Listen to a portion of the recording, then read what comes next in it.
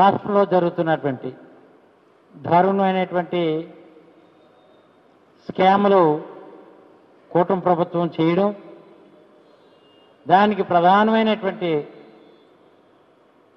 Liquor మాఫియాపై ఒక ఆర్గనైజ్డ్గా, real organiser ఎవరంటే చంద్రబాబు, ఒక ఆర్గనైజ్డ్గా ఆరితేరినటువంటి వ్యక్తి స్కాములను మాత్రం ఎలాగా స్కీముల కింద బయటికి చెప్పినట్టు చెప్పి స్కాముల రూపంలో ఎలా స్కామ్ చేయాలో చాలా దిట్ట చంద్రబాబు అని చెప్పాలి. లిక్కర్ మాఫియా విచ్చలవిడిగా జరుగుతూ అమాయక ప్రజల తాలూకా ప్రాణాలను కూడా హరించే రీతిలో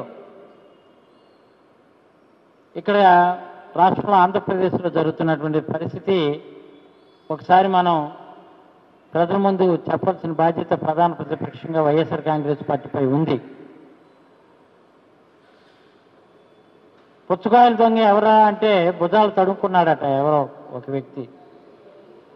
లిక్కర్ మాఫియా జరిగిందంటే తన మాఫియాని గతంలో 2014 నుంచి 2019 వరకు జరిగినటువంటి మాఫియా కానీ ఈ 2024 తర్వాత రాష్ట్రంలో జరుగుతున్నటువంటి లిక్కర్ విధానంపై కూటమి చేస్తున్నటువంటి అవినీతి రాష్ట్ర ఖజానాన్ని మొత్తం అంతా కూడా కొల్లగొట్టి తెలుగుదేశం వాళ్ళ చేతుల్లో పెట్టినటువంటి పరిస్థితిని కానీ ఒకసారి మనం గమనించుకోవాలని మాత్రం తెలియజేస్తున్నాను.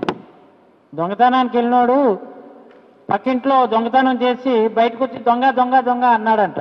ఆ రీతిగా ఉందన్నమాట. కూటమి ప్రభుత్వం వచ్చిన తర్వాత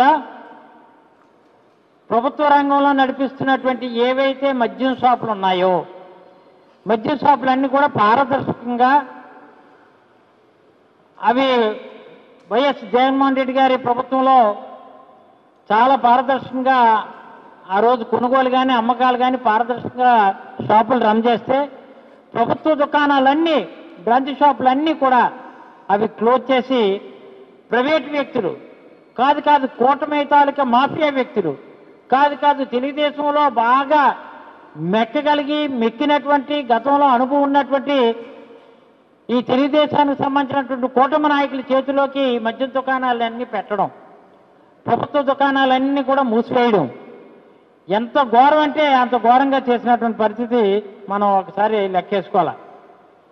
ప్రైవేటు వాళ్ళకి ఎలా కట్టబెట్టాలని చెప్పి టెండర్లు పిలిచిన విధానంలో కూడా విఆర్ఓ ద్వారా సర్టిఫికెట్స్ ఇవ్వనివ్వకపోవడం, షాపులకి ఎక్కడైతే షాపులు ఏమైనా పెట్టాలనుకుంటే షాపులకి ఎక్కడ రానివ్వకపోవడం, తెలుగుదేశం కూటమి నాయకులు ఎవరైతే ఉన్నారో ఆ కూటమి నాయకుల చేతుల్లోనే ఆ షాపుల్లోనే ఈ షాపులు పెట్టే కార్యక్రమం చేయడం, పోలీసుల చేత మళ్ళీ ఎక్కువగా అమ్ముతున్నారనో లేకపోతే లిక్కరు దాని మీద ఉన్నటువంటి స్టిక్కరు మార్పించేసి అక్కడ ఉన్నటువంటి వాళ్ళు ఎవరైతే ఉన్నారో ఆ ప్రైవేట్ వ్యక్తులకు కానీ ఏను దుకాణాలు వస్తే వాళ్ళ భయభ్రాంతులు గురి చేసి దుకాణాలన్నీ మళ్ళీ టీడీపీ వాళ్ళ చేతిలో పెట్టడం, ఇంత దారుణమైనటువంటి కార్యక్రమాలన్నీ కూడా చంద్రబాబు చేస్తున్నాడు.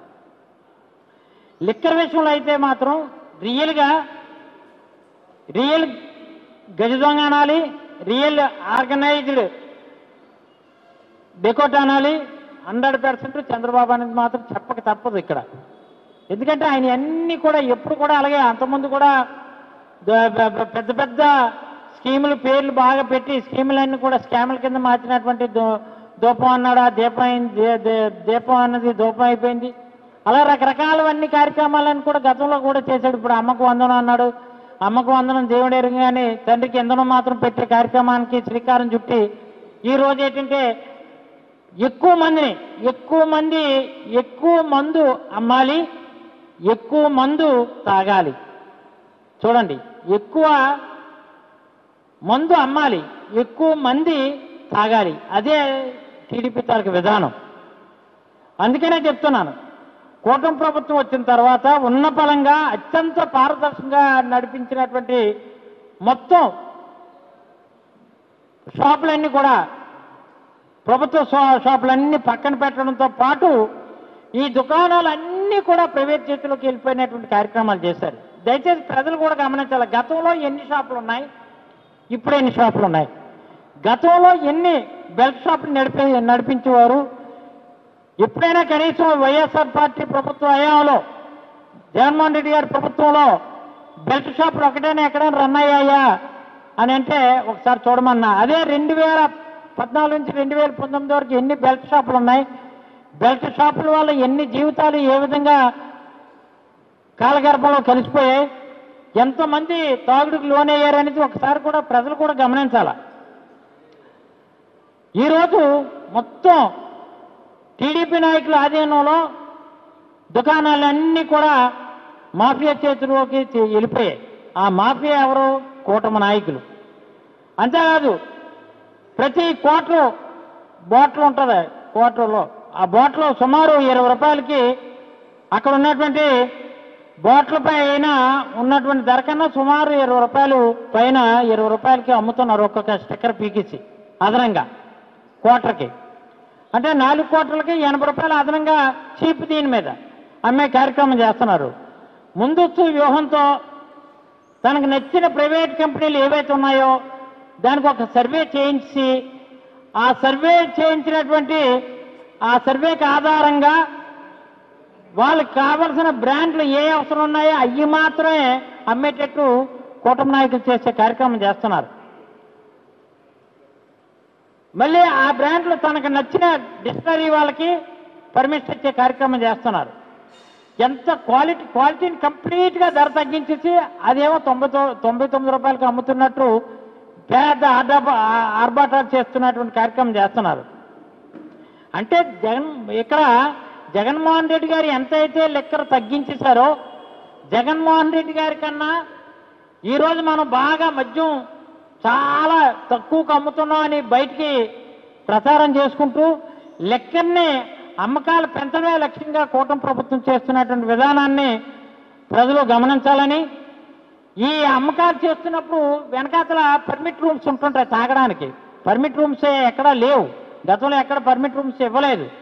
పర్మిట్ రూమ్స్ ఇచ్చినందుకు కూడా డబ్బులు వసూలు చేసే కార్యక్రమం కూటమి నాయకులు చేస్తున్నారు. ఇది నిజమా కాదా? దయచేసి ఇది ప్రజలందరూ గమనించాలా. అంటే ఇప్పుడు ఏదో రకంగా తప్పుడు కేసులు వైఎస్ఆర్ కాంగ్రెస్ పార్టీ బనాయించకపోతే మళ్ళీ మేము మా హయాంలో జరిగినటువంటి లిక్కర్ మాఫియా కానీ, ఆ రోజు చంద్రబాబు నాయుడుపై కానీ, ఆ రోజు ఎక్సైజ్ శాఖ మంత్రిగా ఉన్నటువంటి రవీంద్రబాబుపై పెట్టినటువంటి కేసులు కానీ, ఆ ఎఫ్ఐఆర్లు కానీ, ఎఫ్ఐఆర్ నెంబరు క్లియర్గా ఎఫ్ఐఆర్ నెంబర్ అయితే 18/2023 ఇక్కడ ఎఫ్ఐఆర్ నమోదు చేసినటువంటి పరిస్థితి క్లియర్గా ఉంది. ఆ ఎఫ్ఐఆర్ నెంబర్లన్నీ కూడా బయటకు వచ్చేస్తాయి అని చెప్పి ఇప్పుడు వైఎస్ఆర్ పార్టీపై ఉన్నటువంటి వాళ్ళ మీద దొంగ కేసులు పెట్టే కార్యక్రమానికి శ్రీకారం చుట్టి అవి రాకుండా అవి తొక్కుపెట్టే కార్యక్రమం కూటమి నాయకులు చంద్రబాబు చేస్తున్నటువంటి కార్యక్రమాన్ని ఈరోజు తెలియజేస్తున్నాం. ఎందుకంటే ఇది ఇంతగా ఎందుకు చెప్తున్నానంటే ఈ దఫలోనే కాదు, చంద్రబాబు గతంలో కూడా విపరీతమైన అవినీతికి పాల్పడ్డారు లిక్కర్ విషయంలో. 2014, 2019లో చంద్రబాబు అయితే A3గా ఉన్నాడు అప్పుడు ఉన్నటువంటి కేసులో, రవీంద్రబాబు అయితే A2గా ఉన్నాడు, అప్పుడు ఉన్నటువంటి ఎక్సైజ్ కమిషనరు A1గా ఉన్నాడు. అదొక ఆ కేసులన్నీ అలా ఉంటుండగా అది ఏసీబీ కోర్టులో పిటిషన్ వేసి కూడా ఉంది. ఇప్పుడు ఇక కాకుండా ఎఫ్ఐఆర్ నమోదైంది మాత్రం ఆ కేసు మాత్రం బయట తీరు. వైఎస్ఆర్సీపీ హయాంలో వైఎస్ఆర్సీపీ ఏదైనా ఒక యాలిగేషన్ పెట్టి, యాలిగేషనే కాదు వైఎస్ఆర్సీపీ హయాంలో నమోదైనటువంటి ఆ దృష్టికి వచ్చినటువంటి కేసుని అప్పుడున్నటువంటి నాయకుల మీద పెట్టినట్టు పెట్టి అదేది ఈలే కేసు బయటికి ఇరికించినట్టు చెప్పి ఇప్పుడు ఏంటంటే ఆయా నాయకత్వం మీద ఆ నాయకత్వాన్ని వీక్ చేసే కార్యక్రమం చేస్తూ ఇందులో కూడా జగన్మోహన్ రెడ్డి గారు ఉన్నారనేది జగన్మోహన్ రెడ్డి గారి పేరు జోడించాలని ప్రయత్నం చేస్తున్నారు. ఇప్పుడు ఎంక్వైరీ జరుగుతున్నాయి, ఎంక్వైరీలో అన్నీ తీయాలా. ఆ రోజు చంద్రబాబు నాయుడు పేరు నమోదైనటువంటి కేసులు ఏవైతే ఉన్నా అవి కూడా బయటకు తీయాలి. ఇప్పుడు ఇందులో ఎక్కడైనా సరే గతంలో మా హయాంలో జరిగినటువంటి ఏమన్నా అవి వెలికి తీసి రెండే ఎంక్వైరీ చేయండి, తెలుస్తుంది. అంతేగాని మీరేదో పతివ్రతలు వీళ్ళేమో పతితులు అనే రీతిలో ఇలా చేయడం అనేది మాత్రం చాలా సహించలేనిది. అంతేకాకుండా ఈరోజు మద్యం విషయంలో నిజంగా మద్యం ఏర్లై పారుతున్నటువంటి పరిస్థితి గ్రామాలకు కనిపిస్తుంది. విపరీతమైన బెల్ట్ షాపులు కూడా అక్కడ గ్రామాల్లో ఆక్షలు వేయడం, ఆక్షలు వేసి అక్కడ వేలం పాటలు పాడడం, ఆ వేలం పాటల్లో వచ్చినటువంటి అంటే రాష్ట్ర ఖజానాని ఎంత కొల్లగొడుతున్నారంటే రాష్ట్రానికి రావాల్సినటువంటి సొమ్ము సుమారు 5,000 నుంచి 6,000 కోట్లు రావాల్సిన సొమ్ముని అంతటిని కూడా ఏంటంటే తెలుగుదేశం నాయకులు బడాబాబులకి అప్పుడున్నటువంటి చంద్రబాబు పెంచి పోషించినటువంటి లిక్కర్ మాఫియా నాయకులకు వెళ్ళడం, మళ్ళీ అది తిరిగేమో క్విట్ ప్రో కింద మళ్ళీ అవన్నీ కూడా చంద్రబాబు జేబులోకి రావడం జరుగుతున్నటువంటి కార్యక్రమం.